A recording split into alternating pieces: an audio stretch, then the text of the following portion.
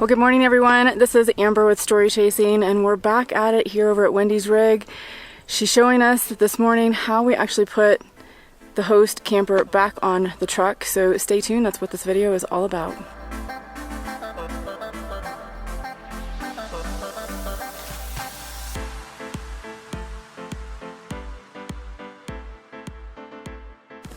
This is where the turn on switch is for the remote. This is for the jacks. And this is for the jacks. Okay.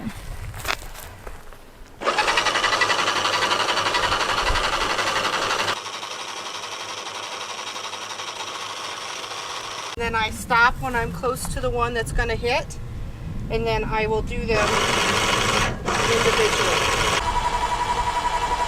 Now we are raising all 4 jacks high enough to be off the bed of the truck so that I'll be able to pull out.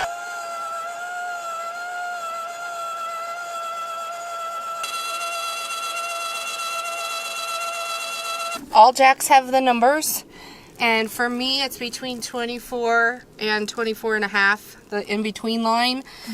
That is way clear. I technically could probably do it at 22. It's just I prefer to be way clear versus not. So I'm just going to Absolutely go up just a little bit more. So I have a DC-DC charger, which is a system that allows my alternator to help charge my batteries when I drive. So I have to unhook here. And I just lay that across the bed, and this here. This is my 7-prong cord, but I'm too short, so I have to pull forward and then I will unhook it right there. So I'm going to start the truck. What is the 7-prong cord for? Your lights. Okay. You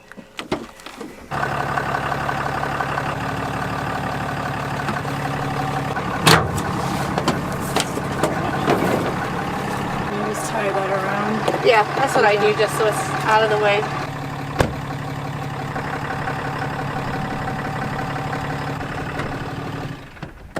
So now we're just going to put it down.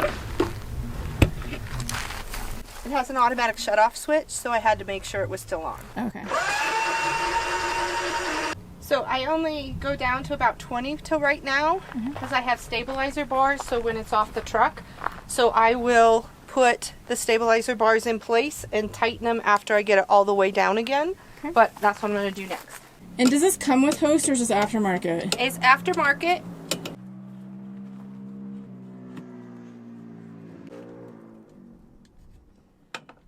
So all I'm doing is getting it so it's the right width from the camper into this device that it just sits into. And it will just fall in there.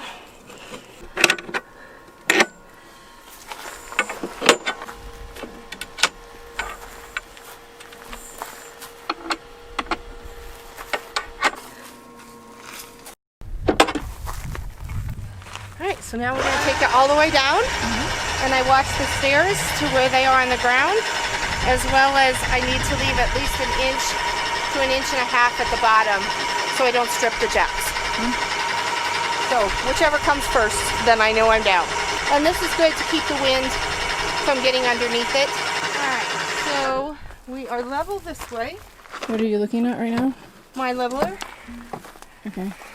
So you're level which way? Well, I can go up a little bit, but Yeah. yeah, it's I can. So this is where you adjust side to side. Correct. Right now, I'm going to take the bottom down because, so now I'm level here.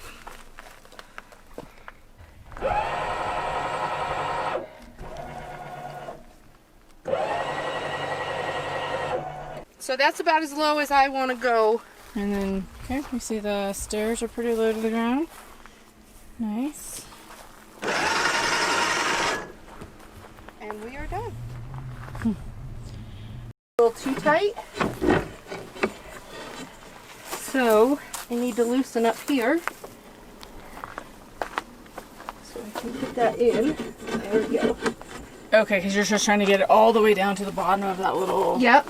thing and then And tighten then it up. I'm tightening this so that the bracket is tight. So now that's tight, and now I'm tightening this till I have resistance.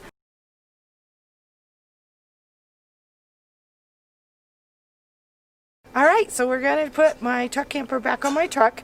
My first step is I'm going to take the stabilizer bars and get them loosened up and put away. And then I am going to raise the camper up. And then I'm going to begin centering the truck to pull back underneath the camper. I will be getting in and out of the truck several times just because I'm solo. I don't have anyone spotting and I want to really watch at the different intervals. And then we'll hook up the electronics, the 7-point plug and the DC-DC charger, and then tie down the camper. So that's what we're going to do.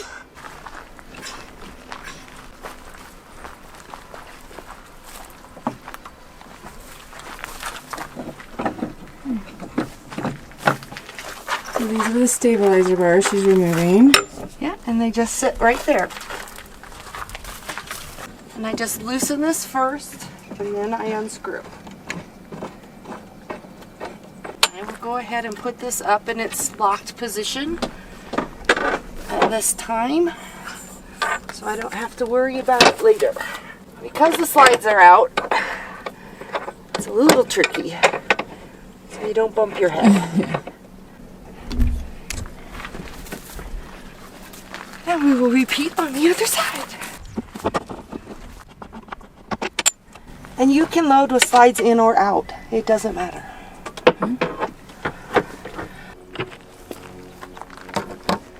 And up we go.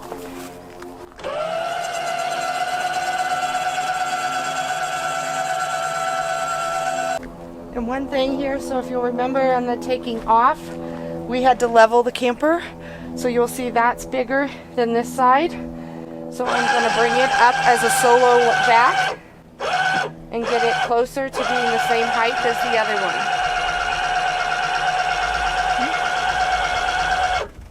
And then I'm going to check.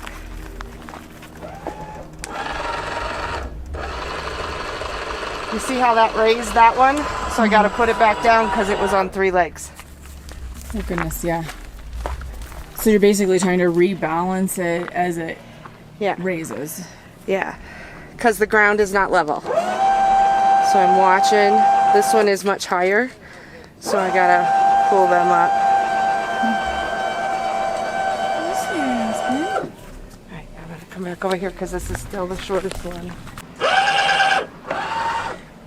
So do you just eyeball it, or do you actually look at the number on the leg? I will when we get a little higher. It doesn't start till 20. Okay. So right now I'm just eyeballing it. So I'm already at 22 here and I'm not there on the others. So that's why I'm playing with the single ones.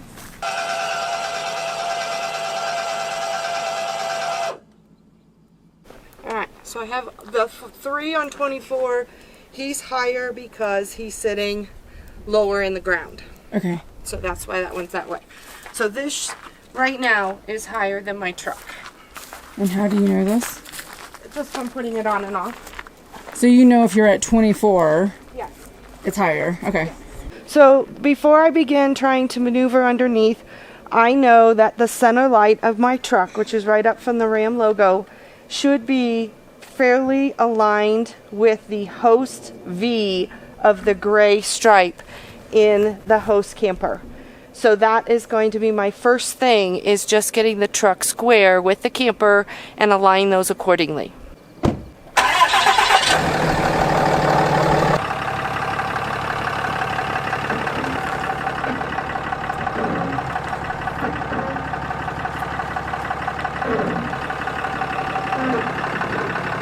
So I started to back up and get an angle on the camper, and I am too far to the passenger side, so I'm going to go forward a little bit and square up and come back underneath. It's too close.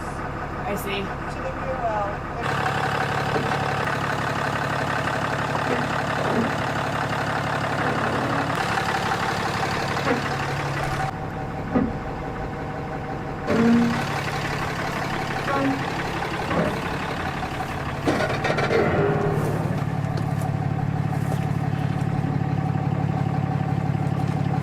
So this is one of my stopping points. And basically what I'm looking at is, am I straight and am I to the right of the rear well enough so it will fall all the way down to the bed of the truck on both sides. And I am a little close here, but it's because I'm slanted. So I'm pretty close here, but I can straighten it up with some small moves when I come back. So I'm okay here. So I'm gonna continue coming back.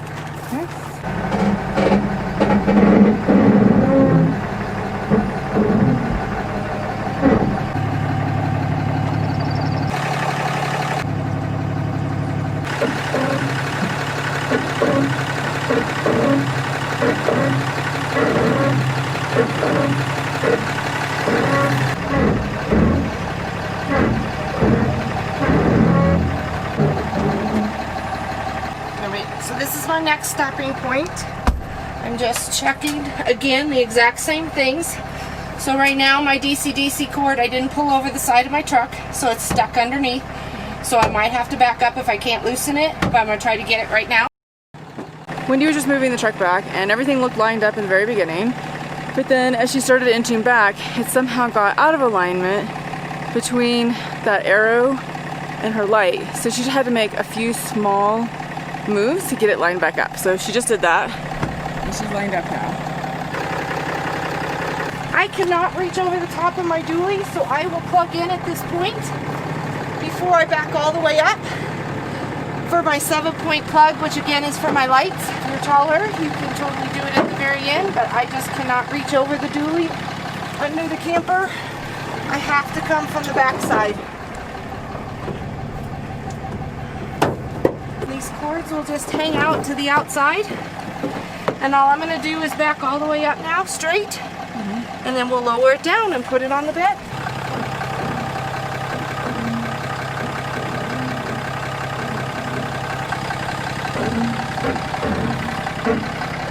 If you saw on some of your video, there are 2 black bumpers on the front of the bed. Yep.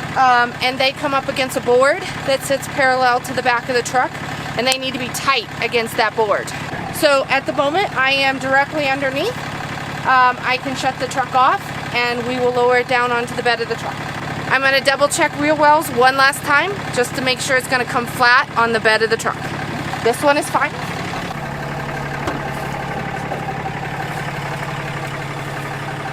And that one is fine. And I am going to lower all 4 down, and again, like when we took it off, we will watch the individual jacks and make sure they're no more than 1 inch to 1.5 inches on the bottom, or the top, I guess is the right word to say that. I am actually going to put the front ones down first because it's a little bit. So I got to stop here. See, another thing I forgot. Plug it in. So these are the stabilizer bars. I have a dually, so it makes the cords a little bit tight. At this stage, I need to hook up my DC-DC charger, which if you remember when we took off, I mentioned helps charge my battery when I'm driving. Yep. And it is a very tight connection, and it has to be all the way in. And then I need to tuck that forward. And I need to pull this cord forward because that is going to sit. I do not want it to get underneath the truck camper and be squished when it goes all the way down to the bed of the truck. And this is going to ride right outside my dually. So I need to pull these up all the way here until it hits the truck. When it hits the truck, then I can release them. So now it is no longer supported by jacks. So they are all coming up. So now I'm going to go check the other side. So what I'm going to do is I'm going to do this one first because this was the longest. And so I'm going to get the right side done, and then I'll just go do the left side because they're almost identical. At this point, just out of curiosity, so the truck camper is supported by the truck. Yes. So you could technically raise all jacks up at the same time, no? I could, yes. It's just because they're different lengths and you will ruin your jacks. Oh, I see. Because they will strip at the top. What I'm doing now is doing each jack individual. I'll do those 2 together up to a point. But since these were so uneven, I don't want to strip the jacks. I'm just doing this side one at a time. I mean, it makes a click, click, click, click, click sound, and it's just not good on your jack motor. And then while we're on this side, because I have a dually, I have to have the jacks in the front come out to be able to go in and out. So one of the things I have to do as part of teardown is put that in and get it released so that it's locked in position for driving. So that's on both sides with the dually truck. So these two are relatively close, so I can totally pull them up about the same, and then I will stop them accordingly.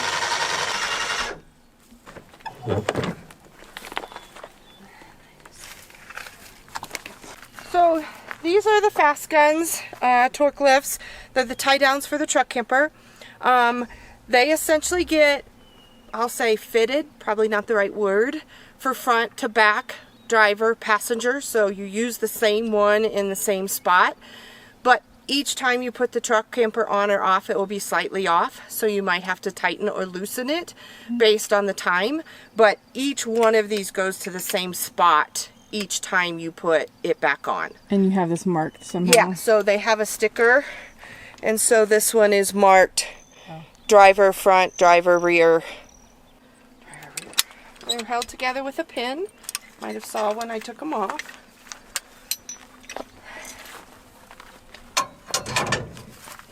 This goes up here. You want a bit of tension. That's a little too much tension. So I'm going to have to loosen this a turn or two.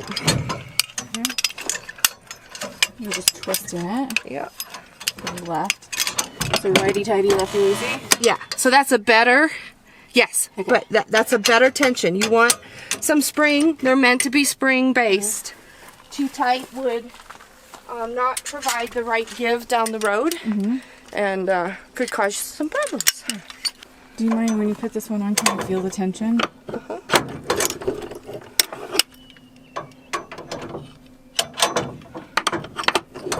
So this one's too loose. See how easy that is? Yeah, I think I actually see it. Yeah. So this one I'm going to have to tighten. So,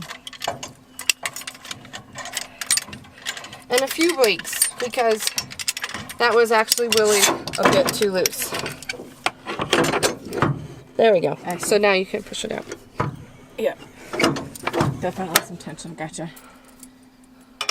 And I go for feel. You know, I've had this for 15 months, so that's what works for me. And I go for, you know, so that's how it works. And there are all versions of these. There we go.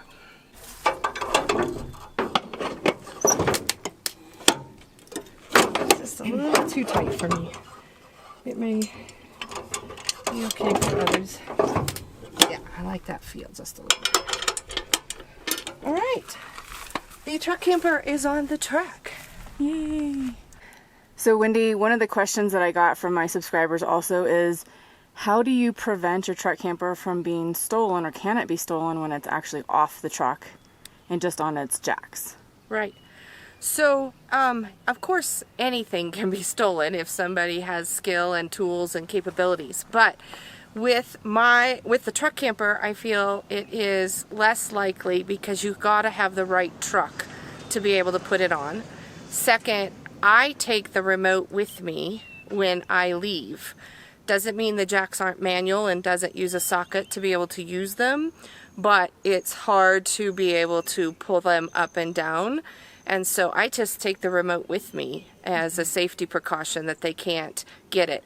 They would need the right truck, they would need the flatbed, they would need, you know, some pretty intense thought into how to get it. Plus, I don't normally stay completely by myself, so I would hope the people around me would see something's different, you know, that it's not me putting it back on. But I don't ever find, I mean, occasionally I do boondock alone and I am there by myself, but for the most part, I don't have as much fear as I have with a travel trailer. Even though you can put a lock on that, you can cut it and people can pull off and take your bumper pull pretty easy, you know. And same with the fifth wheel, you got to have the right, connector in your truck to walk away with it. So anybody can do it, but I don't have any fear of it. Are there actual locks that you can put on the jacks? I don't know about the jacks. I do know there are locks for the tie downs. It's one of the versions or upgrades you could have that locks the tie down, that doesn't allow them to fall off and or be stolen. But other than that, I mean, I don't view it as something easy that somebody can just pull away with. Wendy, I can't thank you enough again for showing us today how you actually took the truck camper off of the truck, and then also how to reload the truck camper back onto the truck. That was super impressive for me and a huge education moment, especially as I consider purchasing a truck camper. Is there anything else you want to talk about with how to do this process? Practice makes perfect. The more you take it on and take it off, the better you get. So, no, I appreciate it. I thank you. I hope others get a chance to see what a truck camper is and the option it might be, because for me, it's the right fit. Thank you, Wendy.